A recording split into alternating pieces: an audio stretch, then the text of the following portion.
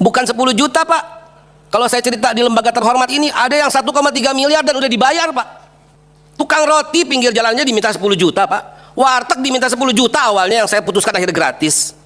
Saya harus sebut Pak, satu martabak golongan doang diminta 5 juta Pak. Yang semua ada embel-embel kedaerahan, itu saya gratiskan. Walaupun itu mendapat tantangan dari LPH-LPH yang selama ini mendapatkan keuangan dari... Pak, kalau masih bisa dirembuk, aja main. Saya seperti itu. Kalau masih bisa dirembuk. Mas, dengan pemuda Pancasila, ya kan? Betul. Terkait ini harapan saya sebagai pemuda Pancasila bisa mengamankan.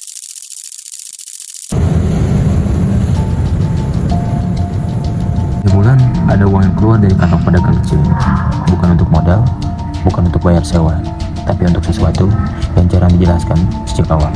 Uang kebersihan, uang keamanan, kas RT. Nominalnya kecil, tapi di baliknya ada pola yang lebih besar. Siapakah yang menentukan? Siapa yang menikmati? Dan siapa yang harus menanggung tanpa pernah benar-benar diberi pilihan? Kurang lebih selama 7 tahun, para pedagang menjalankan usahanya di lokasi yang sama tanpa pernah dibebani yang disebut sebagai uang keamanan. Apakah pungutan tersebut benar-benar merupakan kebutuhan lingkungan, ataukah merupakan kebijakan yang lahir bersamaan dengan perubahan pihak yang memiliki kewenangan? Ketika suatu kewenangan berpindah tangan tanpa mekanisme pengawasan yang jelas, ruang bagi munculnya kebijakan yang tidak transparan seperti uang pungutan tersebut akan menjadi semakin terbuka. Dan di titik inilah persoalan ini mulai mendapatkan perhatian. Pada mini riset kami ini, kami menggunakan beberapa teori sebagai landasan untuk menganalisis permasalahan terhadap pungutan tersebut. Teori pertama adalah petty corruption, yakni korupsi skala kecil.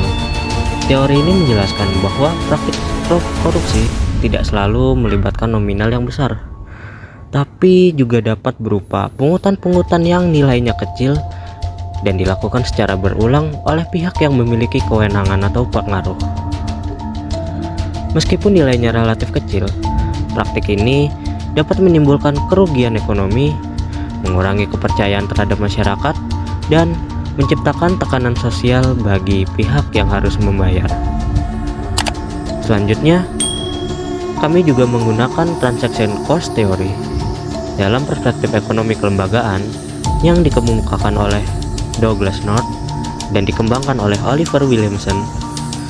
Teori ini menjelaskan bahwa selain ada biaya produksi, pelaku usaha juga akan menghadapi biaya transaksi, yaitu biaya tambahan yang muncul akibat aturan maupun hubungan dengan pihak lain.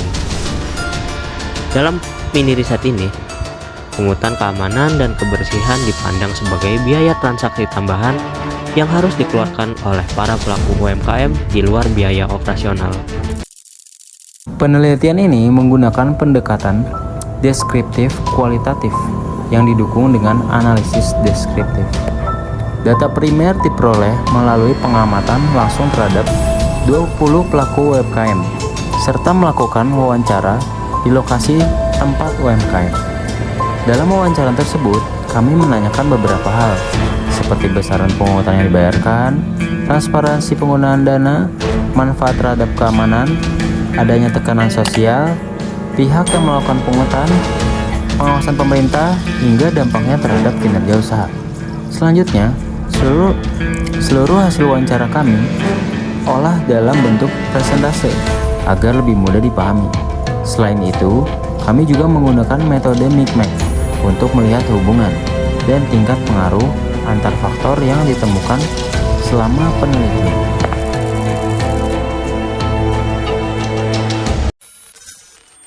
Nusa adanya pungutan sebesar 5.000 dan 15.000 yang dipungut oleh Ormas dan juga RT. Memang pungutan 5.000 ini bersifat sebagai uang keamanan, dan juga untuk uang 15.000 ini dari pihak RT menyampaikan bahwasanya menggunakan uang ini nantinya untuk menjenguk warga yang sakit ataupun untuk melayat, bahasanya untuk menjenguk orang yang sudah meninggal.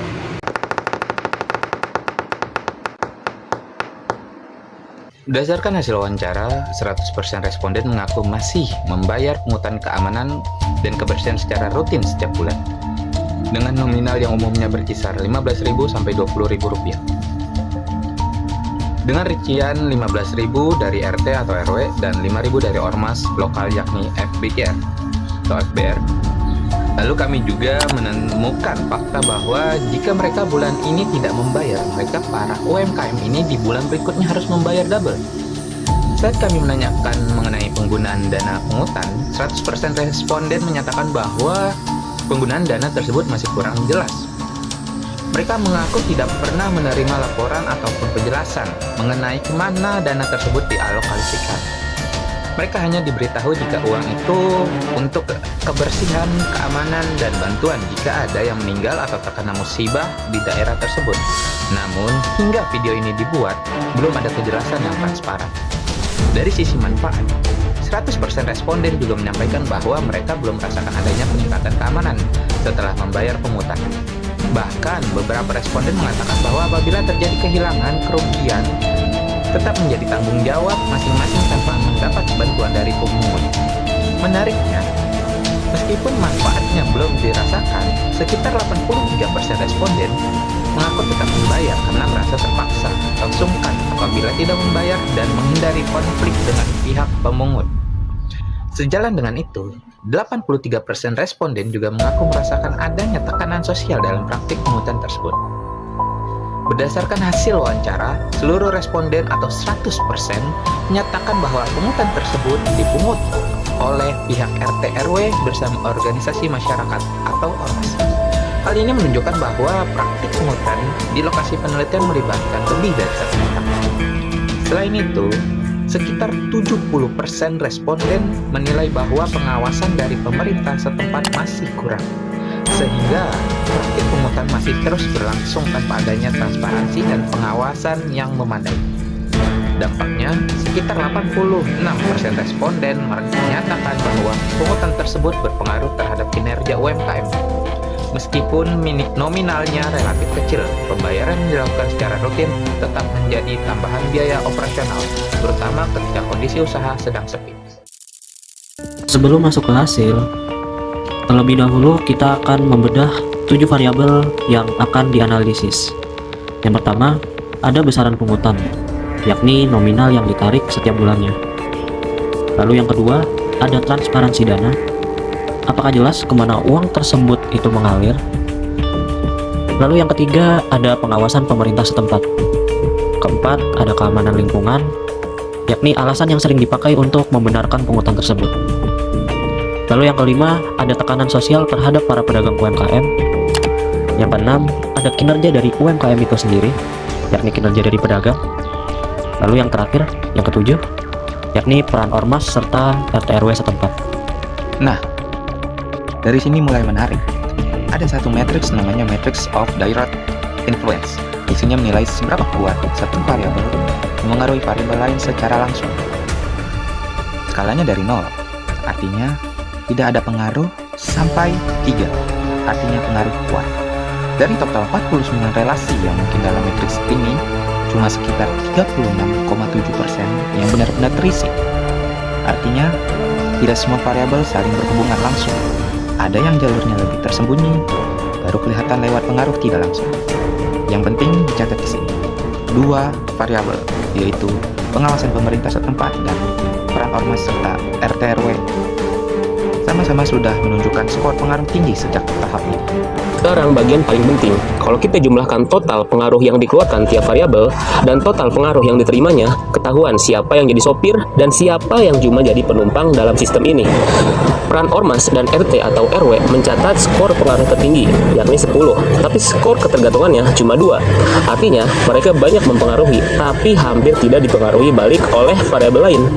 Pengawasan pemerintah setempat juga sama, skor pengaruhnya 9, tapi skor ketergantungannya 0.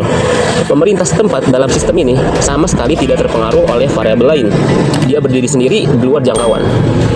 Di ujung yang berlawanan ada kinerja UMKM, skor pengaruhnya 0, tapi skor ketergantungannya 11, yang tertinggi dari semua variabel.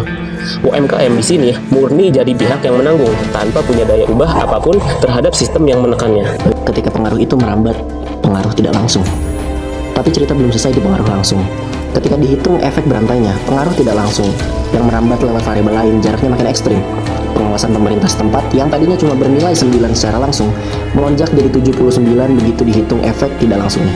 Peran Ormas dan RT ataupun RW juga naik dari 10 menjadi 29. Di sisi lain, kinerja UMKM makin tenggelam dari 11 jadi 77 dengan penerima dampak. Tekanan sosial terhadap pedagang pun ikut naik signifikan dari 7 jadi 19. Artinya apa? Semakin jauh kita telusuri rantai pengaruhnya, semakin jelas bahwa dua variabel ini, pemerintah setempat dan Ormas RT ataupun RW, adalah akar penggerak sesungguhnya. Dan UMKM ada di ujung rantai itu menanggung akumulasi dari semuanya. Kalau dirangkum dari seluruh angka ini, kesimpulan sebenarnya sederhana. Pengawasan pemerintah setempat dan peran Ormas atau RT, RW adalah dua variabel penggerak utama. Mereka memengaruhi banyak hal, tapi nyaris tidak dipengaruhi balik oleh siapapun. Sementara itu, kinerja UMKM berada di posisi paling rentan, variabel yang paling terdampak, tapi paling tidak berdaya mengubah arah sistem. Data ini bukan cuma angka di atas kertas, ini konfirmasi kuantitatif dari apa yang selama ini dirasakan pedagang kecil di lapangan. Mereka menanggung, tapi tidak pernah benar-benar diberi kendali. Selain hasil mini riset kami terhadap UMKM di Kecamatan Pinang, temuan kami juga didukung oleh beberapa sumber-sumber sekunder yang menunjukkan adanya fenomena serupa di kota Tangerang. Salah satunya adalah pemberitaan dari media detik.com yang mengungkap adanya pungutan yang berkedok uang keamanan di kawasan Pasar Lama. Di berita tersebut mereka mengaku tetap membayar tetapi tidak mengetahui secara jelas penggunaan dana tersebut dan para pedagang tidak merasakan manfaat yang sebanding. Selain itu, di media Tangerang News juga diberitakan bahwa para pedagang berharap dan mendukung terhadap penertiban terhadap praktik pungutan liar.